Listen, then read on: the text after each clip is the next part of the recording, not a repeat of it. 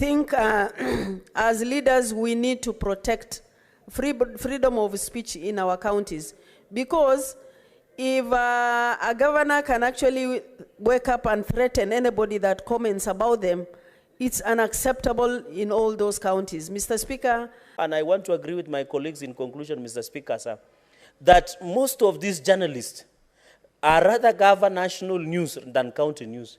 They are no longer safe. They are being threatened. Even some journalists were telling me that our governor was sending the sabotol messages, Mr. Speaker, when they were doing a media awareness week in Kapsabet, Mr. Speaker. So they are living in fear. And you know, these are people, they are human beings, they don't have security, they live with us, Mr. Speaker, and you know their only weapon, as media have, is a weapon of the pen, Mr. Speaker. For example, like yesterday, I saw the high voltage engagement of Nairobi City County between the senator and the governor, Mr. Speaker, but you didn't find in any mainstream media, Mr. Speaker. It is only social media that we are being given snippets of what transpired at the engagement in the housing committee, Mr. Speaker. So I agree that media also must work with us so that we can expose ills that continue in oversight, Mr. Speaker. Here that I am facing very serious challenges, even here in Nairobi.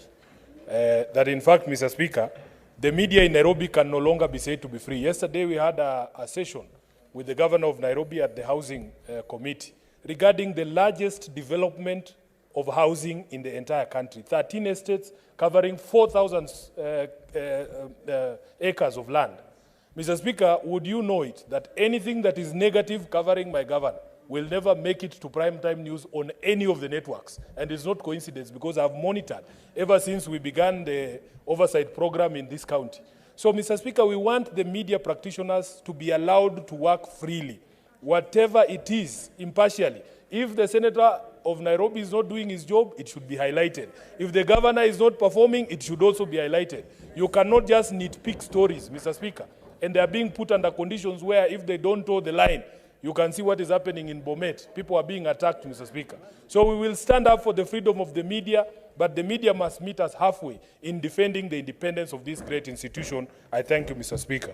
And the Media Council of Kenya, Mr. Speaker, will come to the Senate when this presentation is being made so that we can have the statistics of the number of journalists who serve in our various counties that have been attacked on account of simply doing their work, Mr. Speaker. The governors who send goons, Mr. Speaker, to attack these journalists because they have refused to sing their tune, Mr. Speaker, must be named and censured in this House, Mr. Speaker.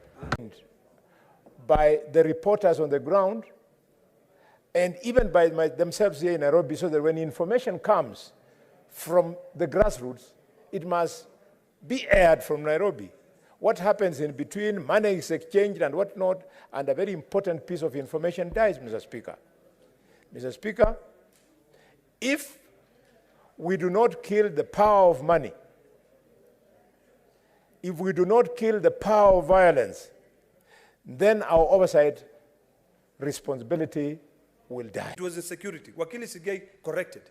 Must now involve the Ministry of Interior to follow these rogue governors, to find out their communication department, to look at the budgets to see which media houses are being paid the most, which ones are being denied, and you will notice that the ones which are being denied are the ones telling the right truth, the truth of what is happening in the counties.